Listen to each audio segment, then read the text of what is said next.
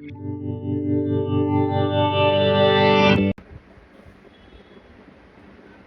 জমার মামলা বলতে সচরাচর দেওয়ানি আদালতে যে মামলাগুলো করা হয় আমরা সেই মামলাগুলোকে বুঝি।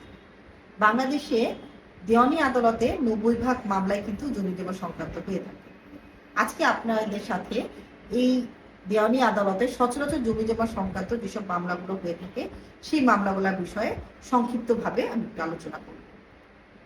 আমাদের দেশে যে জমি জমা সংক্রান্ত মামলাগুলো হয়ে থাকে তার মধ্যে আছে অগ্রকরের মামলা, খাস দখলের মামলা, বাটোয়ারা বা বন্টনের মামলা, উচ্ছেদের মামলা অর্থাৎ দখলকার অনুমতি নিয়ে উচ্ছেদের মামলা হয়ে থাকে।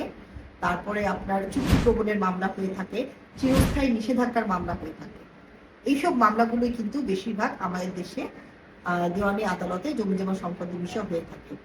আপনারা যদি এই বিষয়গুলো সম্পর্কে বা যে আমি সচরাচর যে আমি মামলাগুলোর কথা বললাম এই ধরনের কোনো মামলার বিষয়ে আপনারা যদি আরো বিস্তারিত জানতে চান অবশ্যই আমাদের ভয়েস অফাতে ইনবক্স করবেন। আশা করি আপনাদেরকে আমরা সেই তথ্য দিয়ে সাহায্য করতে পারবো। ধন্যবাদ।